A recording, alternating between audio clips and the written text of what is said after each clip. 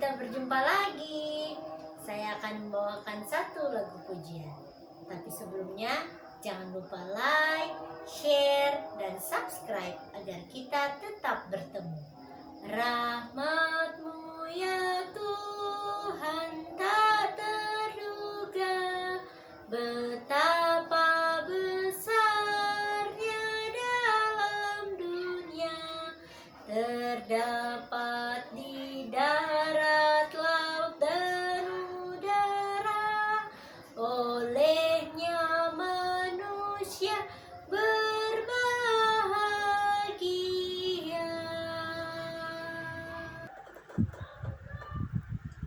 Senang berjumpa dengan Anda kembali hari ini. Hari ini kita akan kembali mendengarkan cerita yang menarik dari dalam buku Alkitab. Nah, cerita yang kita akan dengarkan hari ini masih berada di dalam kitab Keluaran. Sekarang sudah berada di kitab Keluaran pasal 20.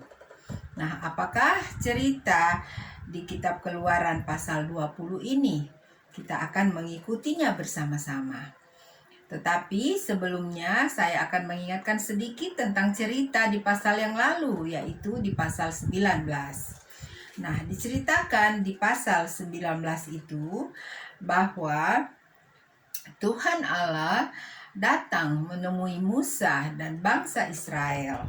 Dan Tuhan Allah datang dengan awan yang tebal. Tuhan Allah datang dengan api. Dia datang ke atas gunung Sinai. Dan banyak perkataan yang dikatakan oleh Tuhan Allah, atau banyak firman Tuhan yang dikatakan oleh Tuhan Allah yang sudah disampaikan kepada Musa dan sudah diteruskan kepada bangsa Israel pada saat itu. Nah, di pasal 20 ini kita akan mengikuti akan ceritanya, yaitu masih tentang bagaimana firman Tuhan yang Tuhan Allah ucapkan, yang akan disampaikan oleh Musa kepada bangsa Israel. Ya. Jadi perkataan ini diucapkan sendiri oleh Tuhan Allah. Nah, saya akan membacakan dari ayat 1. Judulnya adalah ke-10 firman. Jadi kita akan melihat atau kita akan mendengar apakah ke-10 firman yang akan disampaikan oleh Tuhan Allah sendiri. Nah, lalu Allah mengucapkan segala firman ini, Akulah Tuhan Allahmu yang membawa engkau keluar dari tanah Mesir, dari tempat perbudakan.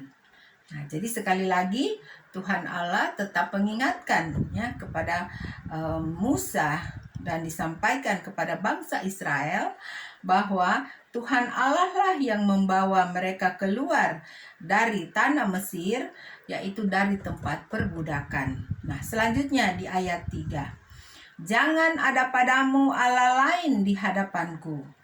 Jangan membuat bagimu patung yang menyerupai apapun yang ada di langit di atas, atau yang ada di bumi di bawah, atau yang ada di dalam air di bawah bumi. Jangan sujud menyembah kepadanya atau beribadah kepadanya. Sebab aku Tuhan Allahmu adalah Allah yang cemburu, yang membalaskan kesalahan bapa kepada anak-anaknya, kepada keturunan yang ketiga dan keempat dari orang-orang yang membenci aku. Tetapi aku menunjukkan kasih setia kepada beribu-ribu orang, yaitu mereka yang mengasihi aku dan yang berpegang pada perintah-perintahku. Nah, ayat 7. Jangan menyebut nama Tuhan Allahmu dengan sembarangan, sebab Tuhan akan memandang bersalah orang yang menyebut namanya dengan sembarangan. Ingatlah dan kuduskanlah hari Sabat. 6 hari lamanya engkau akan bekerja dan melakukan segala pekerjaanmu. Tetapi hari ke-7 adalah hari Sabat Tuhan Allahmu.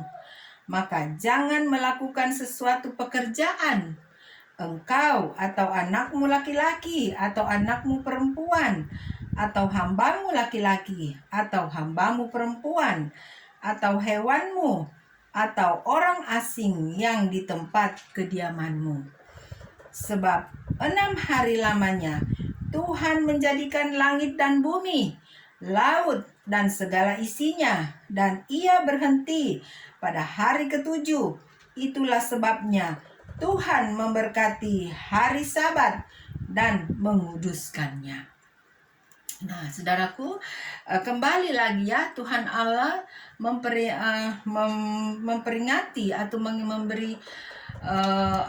memberi peringatan ya, atau mengingatkan kembali kepada bangsa Israel ya, akan apa yang dia sudah pernah firmankan ya di pasal yang lalu, bahwa bagaimana untuk menyucikan hari Tuhan itu ya, atau hari Sabat itu ya, atau hari yang ketujuh itu ya.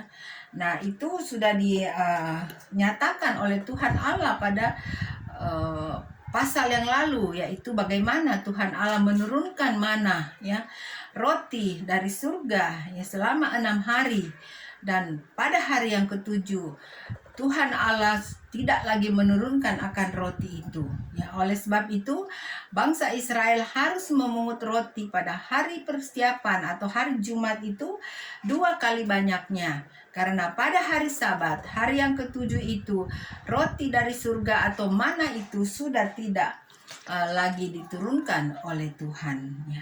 Nah, ini Tuhan ingatkan lagi ya kepada bangsa Israel. Nah, selanjutnya kita baca di ayat 12. Hormatilah ayahmu dan ibumu, supaya lanjut umurmu di tanah yang diberikan Tuhan Allahmu kepadamu. Jangan membunuh, jangan berzinah, jangan mencuri, jangan mengucapkan saksi dusta tentang sesamamu. Jangan mengingini rumah sesamamu, jangan mengingini istrinya, atau hambanya laki-laki, atau hambanya perempuan, atau lembunya, atau keledainya, atau apapun yang dipunyai sesamamu. Nah, saudara, kita melihat akan ke-10 firman ya, atau ke-10 firman Tuhan yang Tuhan sudah katakan pada ayat-ayat yang baru saja kita dengar ya, yaitu dari ayat 1 hingga ayat 17. Nah, saudaraku, betapa baiknya ya, betapa senangnya apabila saya dan saudaraku juga mengikuti akan 10 firman Tuhan ini ya, karena sangat baik saudaraku bisa membacanya kembali dan kemudian merenungkannya kembali ya. Jadi bukan hanya kepada bangsa Israel pada zaman dahulu firman ini ditujukan, tetapi bagi kita semuanya saat ini, yaitu orang-orang yang mengikuti akan Tuhan Allah ya, orang-orang yang sudah mengambil Tuhan Allah dalam hidupnya, maka firman ini juga menjadi bahagian daripada kita semuanya ya. Nah, itulah yang diceritakan dari ayat 1 hingga 17. Nah, di pasal 20 ini kita masih akan lanjutkan, yaitu di ayat 18 ya. Dan apa reaksi daripada bangsa Israel ya pada saat mereka menyaksikan akan betapa dahsyatnya kedatangan Tuhan Allah pada saat itu di atas Gunung Sinai. Kita akan baca di ayat 18. Nah, judulnya juga sudah berbeda. Orang Israel takut menghadapi kedatangan Tuhan. Seluruh bangsa itu menyaksikan guruh mengguntur, kilat sabung menyambung, sangkakala berbunyi, dan gunung berasap. Maka bangsa itu takut dan gemetar, dan mereka berdiri jauh-jauh. Mereka berkata kepada Musa, "Engkaulah berbicara dengan kami, maka kami akan mendengarkan. Tetapi janganlah Allah berbicara dengan kami, nanti kami mati." Jadi bangsa Israel sangat takut ya, sangat ketakutan pada saat mereka menyaksikan akan peristiwa kedatangan Tuhan Allah sendiri di atas gunung Sinai pada saat itu ya. Jadi dari pasal 19 yang lalu dengan pasal 20 ini peristiwanya masih berkaitan ya. Nah, jadi kita sudah mendengarkan tadi 10 ke 10 firman Allah yang akan Tuhan Allah sampaikan kepada Musa yang akan diteruskan kepada bangsa Israel. Nah, mereka juga sudah mengatakan kepada Musa bahwa janganlah Tuhan Allah itu berbicara langsung kepada kami karena kami tidak mampu untuk berbicara atau tidak mampu untuk mendengarkan akan apa suara daripada Tuhan Allah itu yang tentunya penuh kuasa ya. Jadi manusia tidak mampu untuk mendengarkannya. Jadi lebih baik kata bangsa Israel, Musa yang berbicara kepada Tuhan Allah dan kemudian menyampaikan firman Allah itu kepada mereka. Nah, selanjutnya ayat 20. Tetapi Musa berkata kepada bangsa itu, "Janganlah takut, sebab Allah telah datang dengan maksud untuk mencoba kamu dan dengan maksud supaya takut akan Dia ada padamu, agar jangan kamu berbuat dosa." Adapun bangsa itu berdiri jauh-jauh, tetapi Musa pergi mendekati embun yang kelam di mana Allah ada. Nah, jadi itulah yang terjadi pada saat itu ya.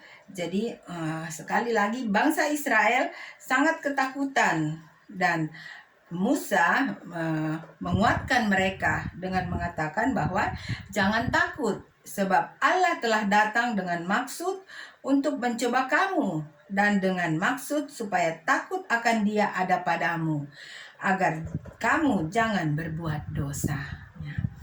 Nah, saudaraku, ini dari ayat 18 sampai 21 yang kita baru saja dengarkan firman-Nya ya. Nah, sekarang kita pindah di ayat 22.